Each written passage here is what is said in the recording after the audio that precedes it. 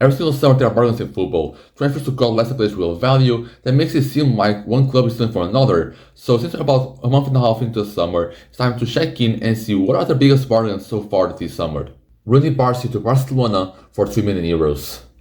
Rooney is an amazing young winger, and we see Barcelona occasionally do some of these signings, like bringing young players from other countries, like with the Hulk, for example. And Rooney is an amazing young right winger. Obviously, as common to is to a lot of these young wingers, he's an amazing dribbler. He's a very good guy in terms of spot spaces. He can beat defenders very well with his body control and his pace. But also, what makes him special from these type of players is that he also adds a very special touch to his game, which is his goal scoring and his shooting. Now, looking at his game, you can see he's got a very all-round scoring. He can score goals with both his feet. He can score goals with right foot and left foot. He can score from various areas of the pitch. Like, it's not really like a guy that's one-dimensional. Like, he cuts in and shoots and scores. No, he can score from receiving a cross or making around the defense. It's a very all-varied player in terms of his goal scoring.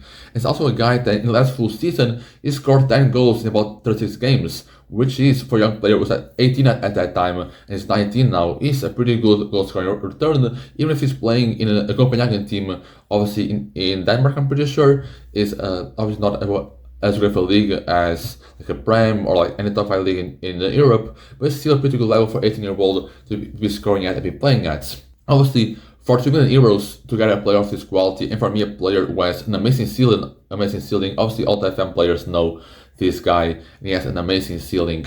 And in real life, he also has that ceiling, can become an amazing winger in the next few years.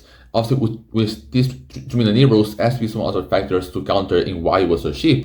Obviously, the last full season was about 2 years ago, because the last season, or this season, as you want to say, he got injured pretty badly, like in May, I'm pretty sure. So he only played 6 games in the 45 season. He had a very bad knee injury, and so you really don't know how well is now, how is health going to really be in the next few years, because if we really have some other injuries, they're going to follow that. It's very normal for a player to have some more injuries regarding such a serious knee injury like this. So you don't know how well you'll be with injuries. And also, his contract was ending in about 6 months as well. So not even a year, in 6 months. So it makes sense as to why Copenhagen is trying to just cash in on him, at least try to get something for him. Because 3 million for them, obviously, there's still teams that goes like into Europe occasionally, but 3 million is still pretty good money for them. And getting him and selling Rooney for 3 million, now selling for free, which should probably be gone by free on December, is probably a good return. And Barcelona this way gets an amazing winger who has a lot of potential. And we see how Barcelona they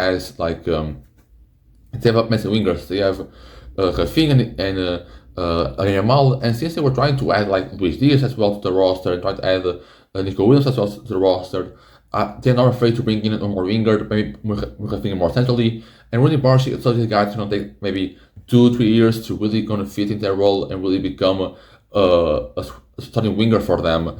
Basically, a guy who has an amazing potential for Barcelona. And you can see it has become a very good bargain if all the other things align. We can see Rooney become a very, very good bargain for the next coming years. Ryan Cherki to Man City for 36.5 million euros. Also, Ryan Cherki is a very good technical player. I think we all knew and watched Alas of with Lyon. He's an amazing player with the ball in his feet. And talking about Lyon, I think City really recognized the problem that Lyon is on. I think we all know the financial problems. Like, it's been around like 2 years maybe that Lyon was not really performing well domestically or in Europe. Also, not a lot of money revenue. And this season, they weren't a lot financially. And I think as of now, I'm pretty sure. I don't know what the real updates on that case. I think as of now, Lyon is pretty much going to be relegated this season because of the financial troubles. So City knew the situation, knew they had to sell Cherki to make some money, and for the money, like obviously 39 million euros, kind of seemed like still a pretty high fee or a pretty good fee for a player. But if you look at player of Cherki's quality, of his potential, it's very much can be a bargain. I mean, maybe if you play a different team with no financial problems and you probably would be worth around 70 million, 80 million. You'll probably be like one of those players. There have been players who have been gone on 100 million plus transfers who have less quality and less potential than Ryan Cherki has right now. So you can see how good Ryan Cherki is and how good that transfer fee is very small for a player of his quality. I mean, looking at the stats, he's just an incredible player. You can see how well he did last year. I think last year was really his breakout year. He can create it very easily for him and for others, like through his dribbling and passing. And obviously, a team which lost KDB, which was their main source of creativity this season. Obviously, I'm not saying Schalke going to replace that creativity right away or same type of creativity. Obviously, Kevin De Bruyne is an amazing passer. I don't think Schalke is going to even come close to the same level of passing that KDB had in his prime. Basically, guys that can kind of somewhat replace some of creativity. They also brought in Reisners as well from Milan. I don't know if I've watched that name, probably did.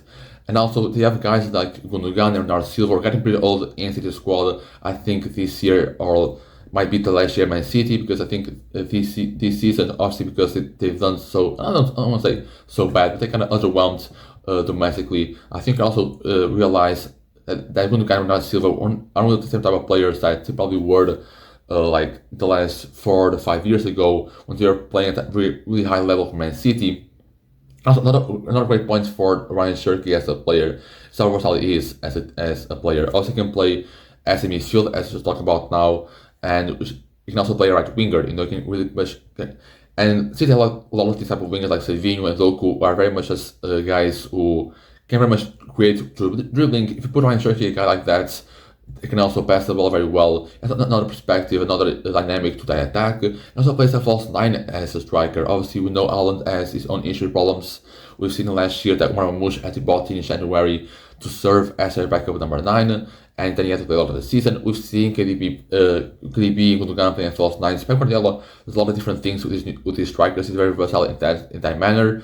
So Ryan Cherki can sometimes play some minutes or some games at number 9, especially if some injuries playing the way. And obviously, again, their versatility is going to be huge for Pep. Pep is a guy that sometimes tweaks some things tactically that can change a team or that can put a player just other minutes.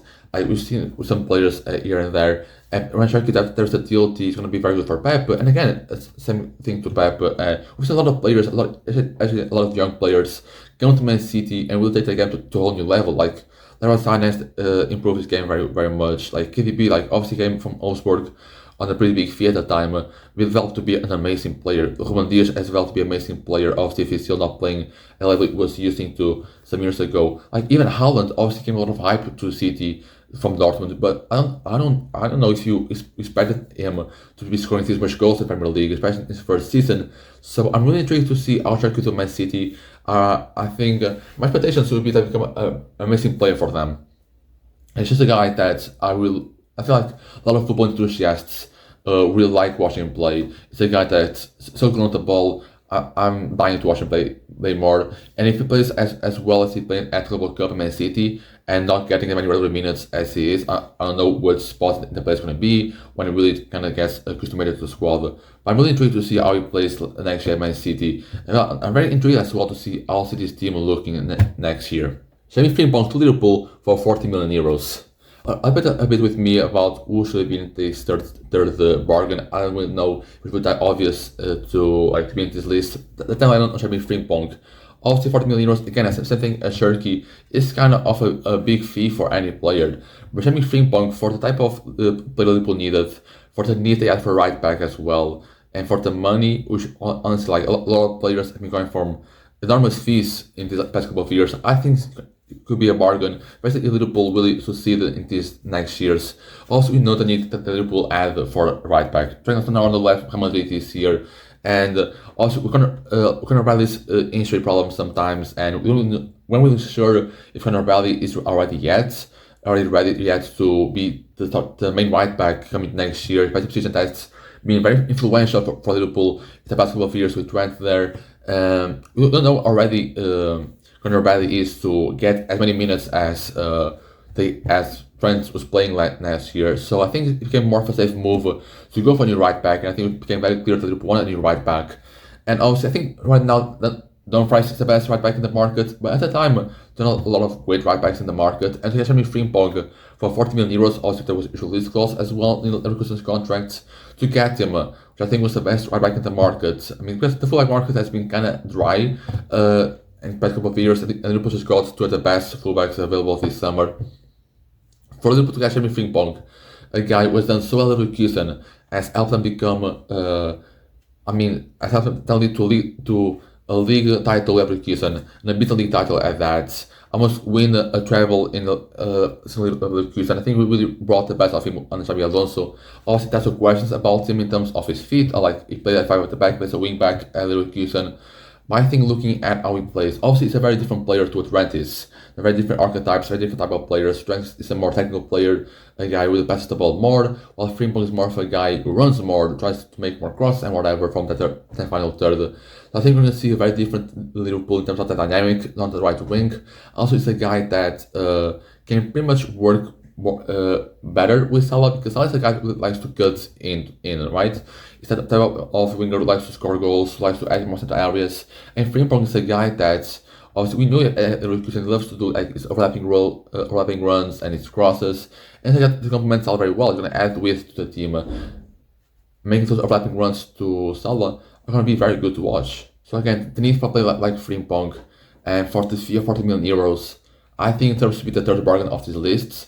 And again, as I said, Liverpool got the two best fullbacks in the market available, and obviously there have been some questions about transfer abilities. We've talked about a lot about that in the last couple of years, and Frimpong is going to be a guy who probably won't offer much help defensively compared to Trent. I think they both have some problems defensively.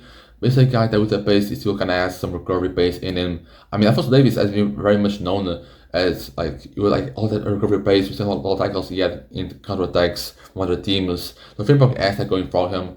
So I'll be very interested to see how Frimpong and Salah can work together. Also, Frimpong can also play right winger. So if we see if Salah wants to rest or whatever, Frimpong can play right wing. We'll see how well he does in that. So I think it'll be amazing signing. He can also can push us, can ride his minutes as well, to help him grow even more into a better player. So, I mean, very interested. Again, 40 million euros is not that low of a fee. With a player they're getting for how the market has been in terms of transfer fees lately, I think it's an amazing signing. And I think if everything goes well, it's definitely going to be a bargain.